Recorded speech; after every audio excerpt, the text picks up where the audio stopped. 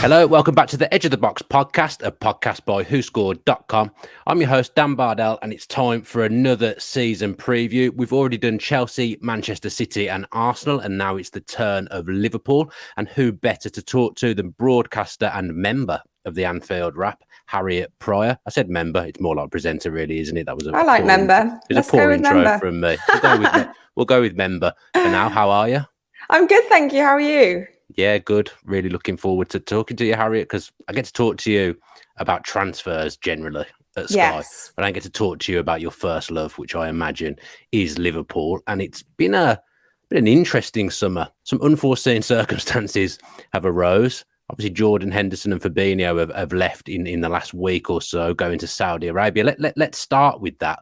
I think we all knew that Liverpool needed a bit of a midfield rebuild, but this has really accelerated it, hasn't it? Yeah, it's funny because obviously the players that we knew were leaving, we said goodbye to on the last day of the season. James Milner left, Oxlade-Chamberlain, Keita. So we knew there was a lot of outgoings in midfield, but we didn't think they would be players that were regularly starting. And Henderson and Fabinho dropping out of the team has come as a huge shock, particularly because of the circumstances. And I think we can all agree, probably whoever you're speaking to, that Saudi has kind of changed the game in terms of transfers and ingoings and outgoings this season. But this is really, really unforeseen and unexpected. Now, I'm not too concerned from a footballing perspective. I don't think Fabinho or Henderson had their best seasons last year. No one will deny that, even the players themselves. But I do think it leaves a gap in experience, a gap in leadership, a leadership void, some people have described it as. And that is what kind of concerns me. I think I read a stat that with all those players leaving, you lose a combined 1,600 or something appearances for Liverpool. So it's a big change. A lot's going on, and it's just about, I guess, who we get in the door now and who we manage to bring in before the start of the new season. Yeah, like I say, we knew there needed to be a rebuild, but I think in an ideal world, those players would have been phased out a little bit more gradually. But I understand, Liverpool have taken the money, basically, which they would do. It makes complete financial sense from Liverpool's point of view. You mentioned the combined appearances for Liverpool, but also I imagine the 5 that have gone, that's a lot of appearances from last season as well. Henderson and Fabinho are the 2 that have tended to play as a number 6 as well. So as it stands, and I'm sure Liverpool will sign players at the time of recording, they haven't added to the early business that they've done. There isn't really that designated number 6, is there? I guess Allister can play there. Do you think that's going to lead to a change of formation? I know Klopp's dabbled a little bit in pre-season. Yeah, there's been a bit of experimentation in pre-season, and interestingly, in the last pre-season game, as we're recording now, Curtis Jones was put in the 6, and I know he played that role in the under-21s for England, so that was a bit strange to see because he's been pushed quite far forward. It's early in the morning, so even that. It is early. In kind of the backstage of last season. I don't think that's a permanent solution. I don't think we'll see him stay there. Fabinho, as you say, was the designated number 6, more defensive midfielder. He was always kind of the last man standing. And it's a really important role because Liverpool play such a high line. So that number 6 role is literally vital to everything that Liverpool do. So that is a big concern heading into next season. McAllister can do a job there, like you mentioned. Henderson did do a little bit there. I think he preferred playing in a more 8 role, box-to-box role, but he was actually used a lot at the 6, like you said. So yeah, that position now does look like the main priority and the problem area if we don't manage to get someone through who is a specialist in that area. I like versatile signings. I like bringing in players who can play across that midfield, but a specialist at the number 6 role is definitely a priority and something that we need. And I think if we don't get that heading into the new season, there definitely will be problems. Who would you like to see come in that position? I know Liverpool have been linked with a host of midfielders this summer, but who is it that you would like to see come in as that number 6 and into the midfield in general? Yeah, it's interesting because a lot of the links have been to Lavia, and I really like this link because I do think he's a really good defensive midfielder based on a smaller sample size, but he has played in the Premier League. He has got that experience. He was kind of a shining light in a Southampton team that wasn't performing particularly well for large stages of last season. And I think when you speak to fans, when he wasn't in the team, they noticed a considerable drop-off. So I would like him to come in, but I'd also like someone a bit more experienced. For me, the idea was that Lavia would come in, learn from Fabinho for a season or a few months, and then solidify his place in the starting lineup. That's not going to happen now. So I think Lavia plus one who's a bit more experienced. I don't know who that is. I'd quite like to see Amrabat come through because I feel like he's got a wealth of experience. Maybe he wouldn't be too disappointed if he wasn't starting week in, week out. He's got a bit of versatility as well. He's clearly a talented player, and we've seen that from the World Cup and also beyond. So I'd quite like, if those two came in, that would be, for me, a really good transfer window. Yeah, I think the thing with Lavia is he's not really a six. He might be able to be fair, he probably could if you do change system and play with 2 6s. I was about to say he played in a double pivot, and at the moment, the way we ended last season with that kind of box midfield, I wouldn't mind seeing him in that double pivot. I don't know if he's played as a lone pivot as much, but I think he's done a bit of a job there. But then he's a young player, and we know how good Klopp is with young players. He's really good at moulding these players into what he wants them to be, into what role they're going to have in the team. I mean, you look at someone like Gakpo last season, who came in as a left-sided attacker, has been playing in the number 9 role and made it his own within couple of months. So I don't have a huge concern as long as he's got the attributes to play in that role. I'm not too concerned about whether he's played there before. It's just more that you can see on his radars in his defensive work that he's so good in a tackle, that he's really good at passing the ball under pressure, performing under pressure. So those things are more important to me than, I guess, the exact system that he's played in. Yeah, Lavia is an unbelievable player. I'm surprised Man City haven't looked at activating his buyback and getting him back, because I don't think they'll want him to go to Liverpool. Yeah. I think he's so good. He's press resistant. He's so good in tight spaces, passes, tackles. Like you say, can carry the ball as well. I think you think back to how Klopp used to play for Liverpool, that rock and roll football that he used to play. Someone like Lavia is perfect for that, whereas Henderson and Fabinho were getting towards the end of their careers. They weren't really set for that kind of thing anymore. It wasn't really their game. So I actually think bringing in a couple of younger, fresh faces, people who are durable and can get around the pitch, I think that will really help Klopp go back to what it is that he used to do with Liverpool. With all this going on, there's going to be a lot of talk about Trent Alexander-Arnold, as there always is. But with we don't know whether he's going to play as a 6. We don't know whether he's going to play as a right back coming inside like he did at the back end of last season now. But with that midfield rebuild, he suddenly becomes even more important. Yeah, so a couple of things in pre-season we picked up on. The first game, I believe he started with a conventional right back behind him. So he played in midfield. It was a youngster right back, so it wouldn't be a long-term solution. But I think the manager was just trying to see how that worked, if he was moved permanently into midfield. And I think in the last game, again, he played that more inverted role where in a defensive setup, he was playing as a right back. But when we had the ball in attack, he was moving more into midfield. But he is kind of the game changer for everything. And once you know where he fits in the system and where you want to play, then you can kind of start to build the team around him. And I don't have massive concerns about like him not having a backup and who can play that role when he's not there, because I think Liverpool just changed the system. They put Gomez in as a more conventional right back if Trent's not available. But when he is available, how are you tapping into and how are you harnessing what he does best, which is incredible crosses of the ball, incredible ability to have the vision of the whole pitch and spray the ball wherever he wants. I mean, that's what he's really good at. He's so creative. So I don't want him to ever be in a position where he loses that. And I don't think that was happening at right back, but he definitely had more influence when he was allowed to drift inside more. My concern when he does play the more inverted role is that there's so much space left in behind. We saw it even against Leicester in the pre-season game, when as soon as they got a ball over the top, Konate is having to cover so much ground. I wonder whether they will stick with that. It will be a really interesting one. I think it's a big question mark heading into the new season. What kind of formation are we going to play? What kind of formation are we going to set up with? And another point I just wanted to say, what you said about earlier about the press and the kind of rock and roll football. Last season, I felt like there was a real concerted agreement that they would kind of step off the first line of the press because they didn't have the players that had the legs to do it anymore. So it wasn't like as soon as the opposition got the ball, you go, you press, you win the ball back. That wasn't happening as much. There'll be a real effort now to get back to that next season. We're seeing that in pre-season. It's like press, intensity. So bringing in players that are able to do that suit that pressing style of football again and getting back to that is going to be really crucial. And Trent is certainly one of those, but building a strong team and strong network around him is vital. I loved watching him in midfield for England in the summer. It was a bit weird seeing him wearing the number 10 shirt for England, but I thought he did really well there, and I really enjoyed watching him. And I think that's probably his future for England, but I'm not sure about Liverpool, because I think you're right.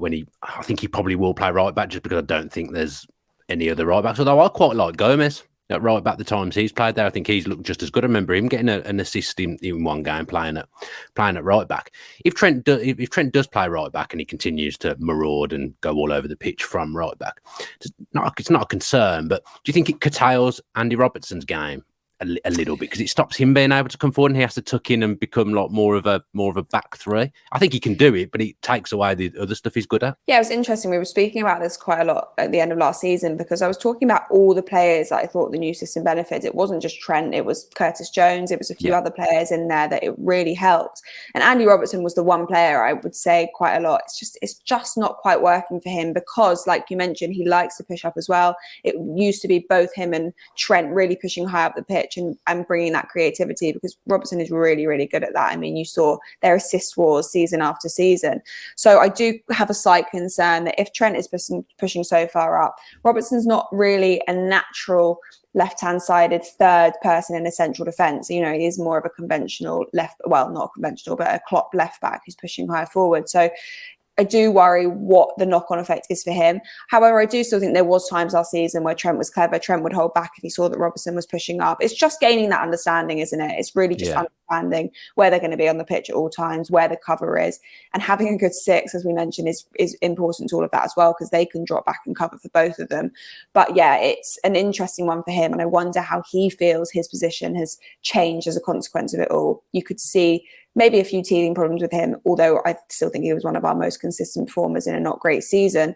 But he is probably the one player you'd say, okay, this takes away a little bit of what he is good at in his game. Yeah, and yesterday Virgil van Dijk was confirmed as the new club captain. There was some murmurs that it might go to Trent, but I guess Virgil van Dijk's been one of the vice captains for years now. So from that point of view, it makes logical sense. You happy with that? Really happy with that. I think, like you mentioned, he's taken the armband when both Henderson and Milner weren't playing last season. So it was the natural choice. He's used to doing that. If you've ever watched him live, I tweeted yesterday, sometimes just watch him on the pitch when he's at Anfield and just observe how he's totally in control of everything and everyone around him. He's constantly talking, he's constantly leading from the back. He's a real prominent voice both on the pitch and in the dressing room. So I think it's a really good decision. I know a lot of people were saying let's just go straight to Trent because it's going to happen eventually. But Trent as the vice captain in a season where there's going to be a lot of eyes on him, a lot of pressure, for me makes more sense than just throwing him in as captain. I like the appointment of Virgil. I know some people won't agree with that, but for me, it's a great decision. And I think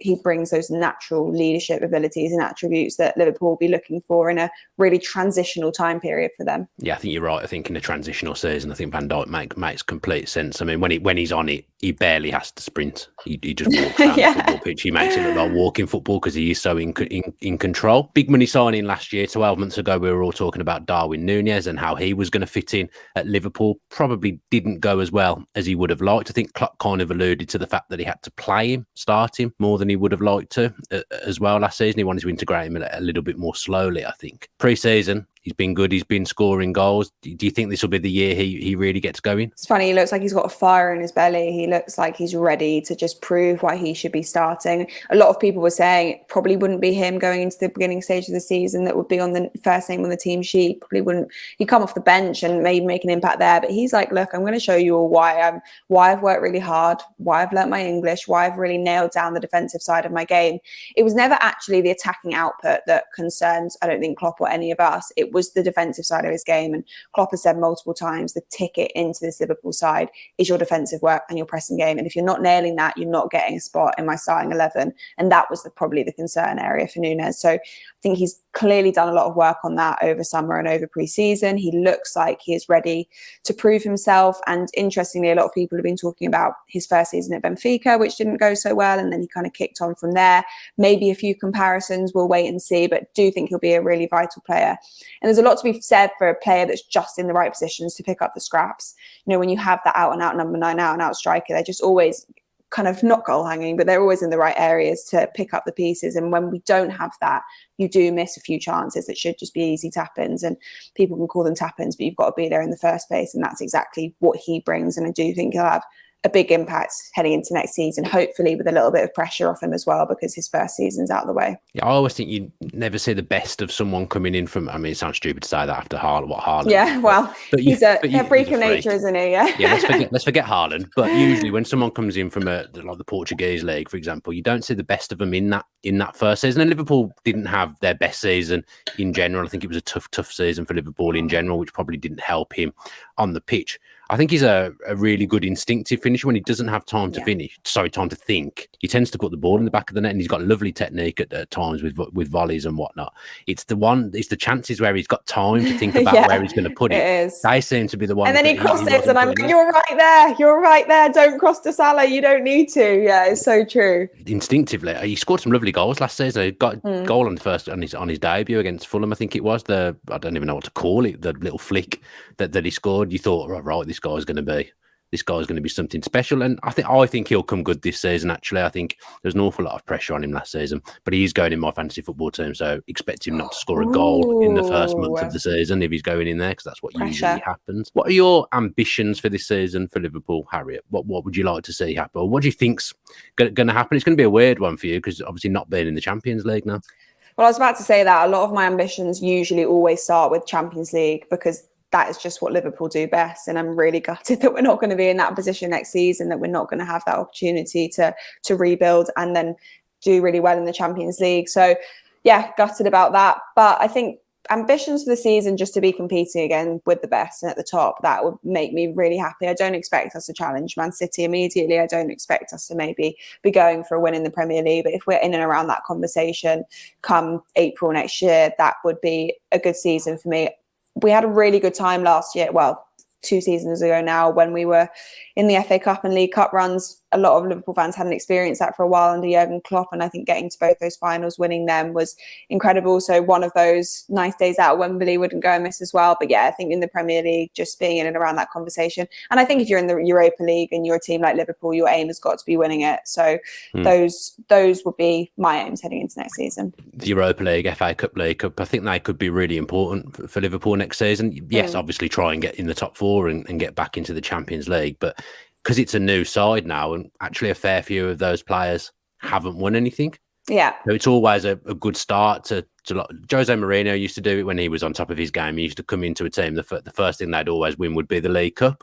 Yeah. And then they get in that rhythm of winning trophies. So actually winning a cup next season and finishing top 4, that would probably be a good season for Liverpool and actually be a really important season for Liverpool moving forward, wouldn't it? Yeah, like you say, I think it's always nice when you've had new players that they just get that experience of what winning feels like in a certain team. I remember, I think it was Thiago's first trophy in the FA Cup or the League Cup, in the League Cup first. And I was like, that's really important. I know it's only a League Cup and people can talk about the importance of it in the grand scheme of things. But for certain players where they hadn't won anything at Liverpool, that was vital. That was like a huge moment for them. They could experience what winning feels like as a team. They could experience what it's like to win in a final and how they do that together. And you can take that forward. So yeah, definitely would like to see Virgil van Dijk, our new captain, lift a trophy at some point next season. And if you had to pick one player who's Liverpool's key man for the new season, he's probably going to be the one we haven't mentioned, actually. I cannot believe we haven't mentioned him. Are you talking about Salah? Yeah. Yeah, Salah's always a key man, but I'm going to go with Trent because it just feels like a huge season for him in terms of where he's going to play, how the team's going to play around him. Like, he is the one the formation changed for, and I think we've got to bear that in mind. Like, it was to get the best out of him, and because other things weren't working, of course, as well. So Salah always, because Salah is just always a key person. He sets standards so high for himself that we almost don't need to talk about it, because he will know if he's falling short of those standards. He will know if he's not in the conversation about being a key player at the end of it, that something's gone wrong. So always Salah. I think it's going to be a big year for Nunez, like we've mentioned. Gakpo, I'm really excited to see have his first full season at Liverpool. I'm a big fan of him. Hopefully Diaz can stay free of injury. I'm going to go through the whole team now. And I'll go with one more because McAllister, I'm excited about him. I've loved watching him in pre-season. It's a steal. I feel bad for Brighton that we got him for the release clause amount, because in the current market, God knows what he would have gone for if he didn't have that release clause. So a lot of players I'm really, really excited about. And hopefully someone surprises me as well. And we're talking about them at the end of the season. I can't believe we did 20 minutes and Salah only came up. Right. It doesn't feel right, does it? Liverpool's top goal scorer every single year, and we didn't even talk about him. But there's just so much going on at Liverpool and so much to discuss. Well, that's the thing. He's kind of a settled part of the puzzle, and so much of it isn't. So you kind of bypass him because you just know, hopefully, that he will be a consistent part heading into next season. And let's just finish with then a prediction of where Liverpool will finish this season. Ooh, well, we're going to go with third. I'm going to go with third. People will want to say second or first. I'm going to go with third, and I'm going to hope that they surprise me. And I'm going to go with the Europa League win as well. Realistic. I like that. I think that's good. And I do think in a rebuild year, I think that would be really good for Liverpool and moving forward. Third in the Europa League would be a brilliant season, in my opinion. Harriet, thank you ever so much for joining me today and talking through Liverpool's season to come. If you've not seen Harriet before, go and look at the Anfield Wrap. Harriet's doing stuff on there every day if you are a Liverpool fan, so go and check those guys out. I mean, to be fair, if you're watching this, I imagine you've heard of the Anfield Wrap. They're quite big business, so yeah, you definitely will have heard of them. And yeah, I'll see you later on in the week at Sky, Harriet. But yeah, pleasure to talk to you. Nice one. See you on Friday.